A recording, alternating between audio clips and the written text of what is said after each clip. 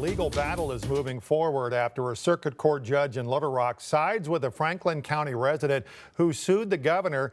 This is in connection with that state Senate District 26 general election that she had set for next June.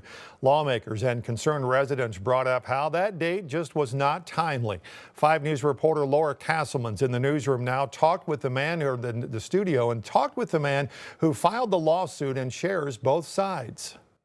In the judge's latest ruling, the special election for the vacant seat must be scheduled, quote, as soon as practical, and no later than 150 days after former Senator Gary Stubblefield's death, which was September 2nd.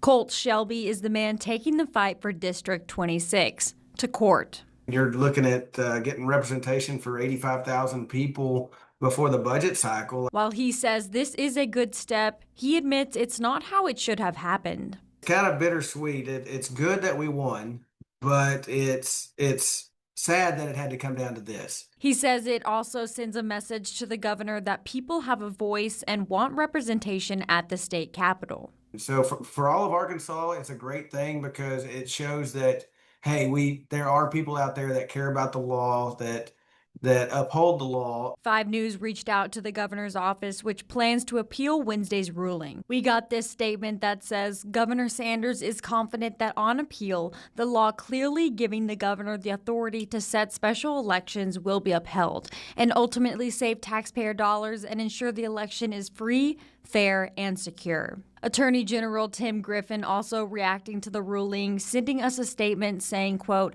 I am disappointed by the ruling and plan to appeal. The decision is a win for others like the Democratic Party of Arkansas, who posted this to Facebook, along with Gravel and Grit, who shared this quote on social media. We wanted to let y'all know as soon as we heard that the court agreed with Colt Shelby and the people of SD 26 today. The court has ordered that the election is to occur as soon as practical after the 150-day deadline. This puts the ball back in the governor's court to set a new date. You know, right now there's going to be people missing out on the budget session. That needs to be recognized. That's a big deal. But most importantly, we need the governor to do the right thing and the Secretary of State to do the right thing. The special election must be held now before Monday, February 23rd of 2026. In the ruling, the judge stated that the citizens of Senate District 26 would be unconstitutionally impaired if the seat remains vacant when lawmakers gather in April. Laura Castleman, 5 News. All right, Laura, thanks. Pecola's police chief says the city is now revoking one business's license because of illegal activity.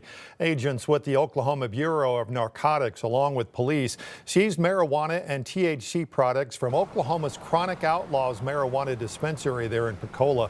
Chief Wayne Barnett says they've been investigating complaints that illegal sales were happening there.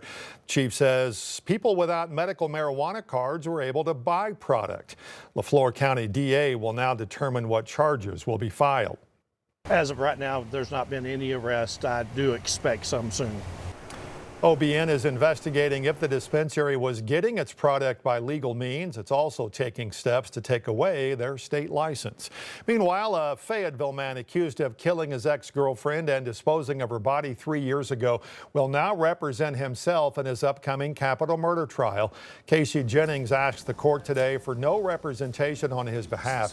The judge and the Washington County prosecutor, Brandon Carter, says they have never seen anything like this in a capital murder case.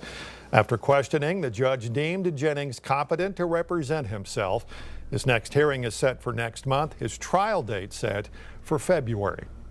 Around Arkansas tonight, a mistrial has been declared for a man facing murder charges in Little Rock. Kenyatta Daniels Jr. is accused of shooting and killing a 7-year-old in 2022 near the Little Rock Zoo. After the trial was pushed back several times, a jury trial got underway last Tuesday. It lasted 2 days before both sides were made aware of an important document containing officer statements that were not in the homicide file. The defense was granted a mistrial. A new trial date has been set for next February. Well, the clock is ticking for child care centers in Arkansas as some face a drastic drop in funding in just 10 days. Secretary Jacob Oliva told lawmakers federal money is low for child care provider reimbursement vouchers. To make up for it, the state is going to lower the reimbursement rates for child care places rated 3 through 6 stars. That spells disaster for Jody Abernathy, who has a 5-star center in Sherwood. We're having to make several cuts. Several programs throughout the state are going to have to close because they are not going to be able to meet these new requirements and expectations that they have of us. State also began charging parents above certain income levels co-pays to take part in school readiness programs.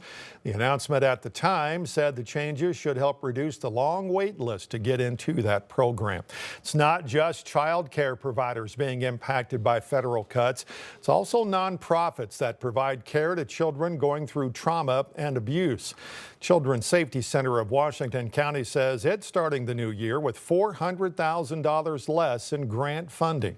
We provide forensic interviews, which are conducted by specifically trained interviewers who know how to interview a child who has been in a traumatic experience.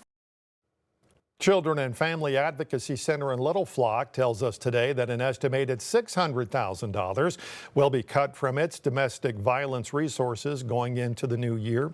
If you are a parent or guardian with children enrolled in the Head Start Child Care Program at UAMS, you may also need to start looking for backup. After October 31st, the hospital will pause the service because of a lack of federal funding.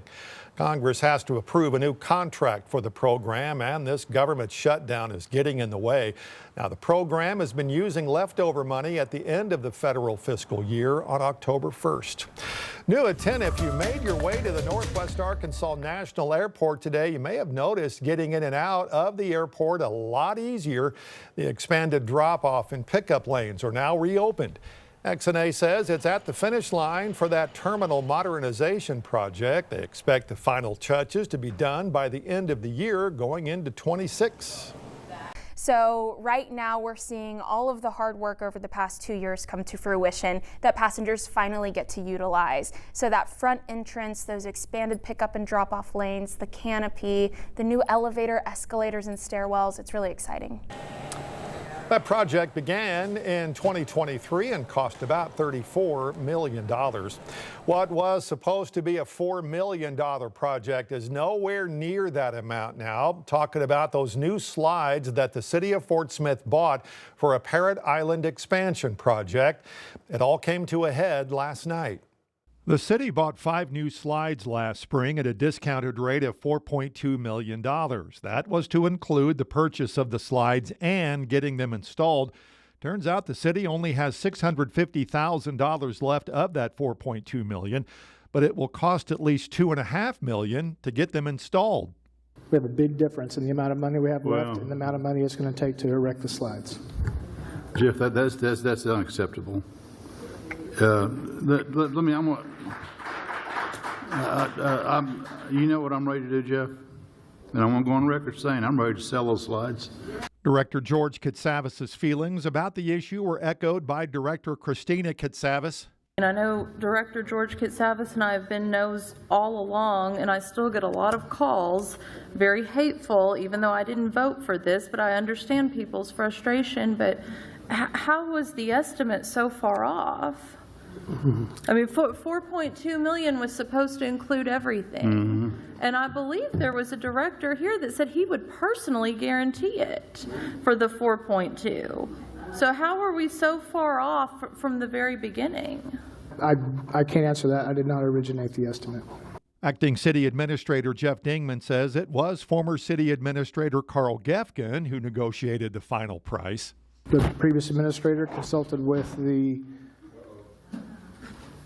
the management company on costs that they've seen in the industry on other parks and projects that they've had, and I believe the dollar amount came from that discussion.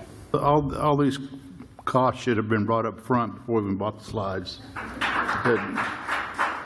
You know, we rushed into that. I mean, discount, I don't know what kind of discount we got, but we should have had every penny accounted for to see exactly what this is going to cost. After that discussion, there was no action taken. Now the city says it still plans to install those slides before next spring.